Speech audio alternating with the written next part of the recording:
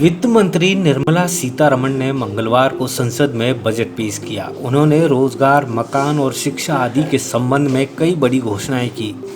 इस बार फिर से आयकर में कोई छूट नहीं मिलने से मध्यम वर्ग मायूस है। वित्त मंत्री ने इस बजट में युवाओं के लिए 60 लाख नौकरियों के अवसर तैयार करने का वादा किया। वित्त मंत्री निर्मला सीतारमण ने बजट पेश करते हुए कहा कि भारत विश्व की सबसे तेजी से बढ़ती हुई अर्थव्यवस्थाओं में से एक है। इस बार के बजट में अगले 25 वर्ष के लिए ब्लूप्रिंट पेश किया जा रहा है। देश में आर्थिक रिकवरी को मजबूत करने पर फोकस है। देश की अर्थव्यवस्था ग्लोबल मोर्चे पर चुनौतियों का सामना कर रही है। इसके बावजूद देश में कोरोना महामारी से निपटने के सटीक उपाय किए गए हैं। अब हम आपको बताते हैं बजट की प्रमुख घोषणाओं के बारे में। बजट में कॉरपोरेट टैक्स को 15% करने का ऐलान किया है। दिव्यांगों को भी टैक्स में राहत दी गई है। राज्य सरकार के कर्मचारियों के सामाजिक सुरक्षा लाभों में मदद करने और उन्हें केंद्र कर्मचारियों के बराबर लाने के लिए केंद्र और प्रदेश सरकार के कर्मचारियों की टैक्स कटौती सीमा 14% की जाएगी। डिजिटल करेंसी से इनकम पर 30% टैक्स लगाया गया है। वर्चुअल करेंसी के ट्रांसफ़र पर 1% TDS लगेगा। रुपए की डिजिटल करेंसी इसी वित्त वर्ष में चालू होगी। गहनों और रत्न पर कस्टम ड्यूटी घटाकर 5% कर दी गई है। नकली आभूषणों पर कस्टम ड्यूटी 400 रुपये प्रति किलो रहेगी। स्टील के स्क्रैप पर कस्टम ड्यूटी एक और वर्ष के लिए बढ़ाई गई है।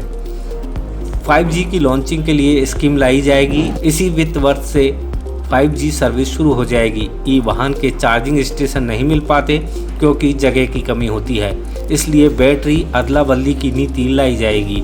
खेती में तकनीक का इस्तेमाल होगा। ड्रोन से फसल मूल्यांकन, भूमि अभिलेख, कीटनाशकों का छिड़काव किया जाएगा। नॉर्थ ईस्ट के विकास के लिए योजना लॉन्च होगी। 2022-23 में PM आवास योजना के तहत 80 लाख मकान बनाए जाएंगे। इनके लिए 48,000 करोड़ का फंड रखा गया है। कोरोना महामारी के कारण पढ़ाई में काफ़ी नुकसान हुआ। एक क्लास एक टीवी चैनल को 12 से बढ़ाकर 200 टीवी चैनल किया जाएगा। वहीं डिजिटल यूनिवर्सिटी की स्थापना होगी। राज्य सरकारों को प्रोत्साहित किया जाएगा, वे अपने सिलेबस से फार्मिंग कोर्स को जोड़ेंगे। गंगा कॉरिडोर में नेचुरल फार्मिंग को बढ़ावा दिया जाएगा। वहीं छोटे उद्योगों को मदद दी जाएगी। 2022-23 के बीच नेशनल हाईवे की लंबाई 25,000 किलोमीटर तक बढ़ाई जाएगी।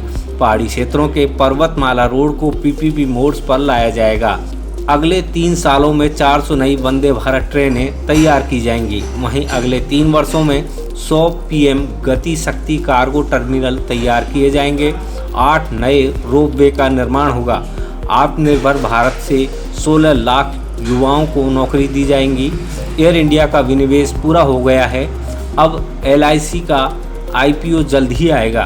बजट के बाद कपड़ा, चमड़े का सामान, मोबाइल चार्जर, खेती का सामान, हीरे के गहने, जूते, चप्पल, विदेश से आने वाली मशीनें सस्ती होंगी। अगर आपको हमारी यह वीडियो पसंद आई हो तो लाइक, शेयर एंड सब्सक्राइब जरूर करें और बेल आइकन को दबाना ना भूलें ताकि आपको आपके इलाके और प्रदेश की खबरें सबसे पहले मिलें।